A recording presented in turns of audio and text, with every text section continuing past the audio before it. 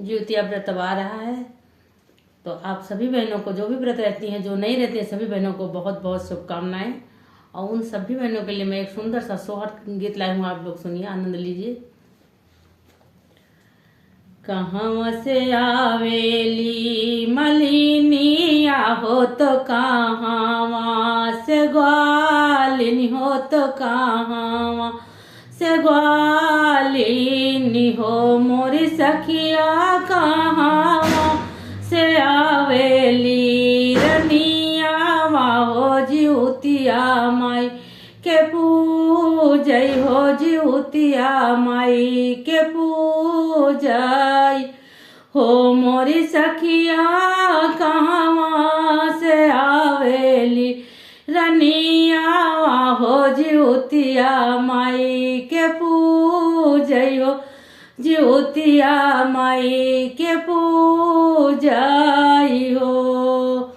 बगिया से आवेली मलिनिया हो, गौशाला से गोलिनिया हो, गौशाला से गोलिनिया नु हो, मोरी सखिया महलों से आवेली रनिया हो, जिउतिया माई के पूज हो, जिउतिया माई के पूजय हो, मोरी सखिया महलों से आवेली रनिया हो, जिउतिया माई के पूजय हो, जिउतिया माई के पूजय हो।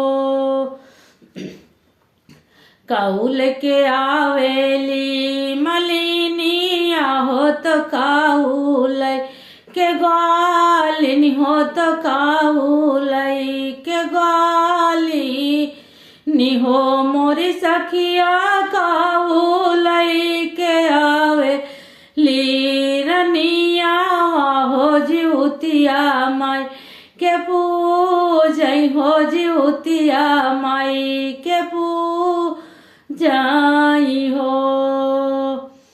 फूलल के आवेली मलिनिया हो, दहियाल के ग्वालिनी हो, दहियाल के ग्वालिनी हो, मोरी सखिया ललना के आवेली रनिया हो, जिउतिया माई के पूजय हो, जिउतिया माई के पूजय हो, मोरी सखिया ललना के आवेली रनिया हो, जिउतिया माई के पूजय हो, जिउतिया माई के पूजय हो।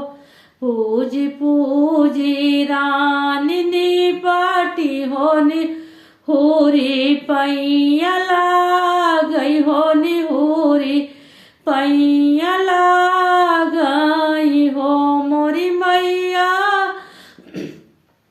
भरी मुख देहु तू आशीषवा हो, लला ना हमारा जी हो, लला ना हमारा बाढ़ हो, लला ना हमारा बाढ़ हो।